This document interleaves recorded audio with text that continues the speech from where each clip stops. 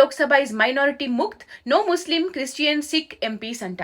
ఇక దీన్ని రిఫరెన్స్ గా తీసుకొని వందల మంది అక్కడి నుండి వేల మంది ఇది నిజమా కాదా అని తెలుసుకోకుండా వాళ్ళు అబద్ధమని తెలిసి జనాల్లోకి పంపించేస్తారు.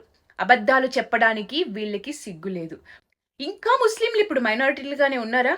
ఓట్ జిహాద్ చేయాలి అని బాహాటంగా గంపగుత్తగా అబ్దుల్లాలు ఓట్లన్నీ ఒకే పార్టీకి, అదే ఇండి కూటమికి వేయాలని నిర్ణయించుకున్నారు. అదే ఎన్నోసార్లు సభల్లో చెప్పారు. వినండి.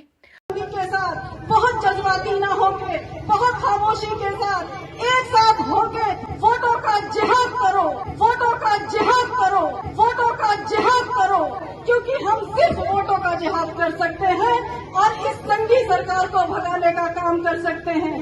ఒకసారి అలా ఓట్లు వేసి బీజేపీ ఓడిపోవాలి అని అనుకున్న వాళ్ళు ఇప్పుడు అదే బీజేపీలో మినిస్టర్లు లేరు అని ఏడుస్తున్నారు. ఎన్డీఏ ప్రభుత్వంలో 2 సిక్కులు, ఒక క్రైస్తవుడు, ఒక బౌద్ధ మంత్రి ఉన్నారు. హర్దీప్ సింగ్ పూరి,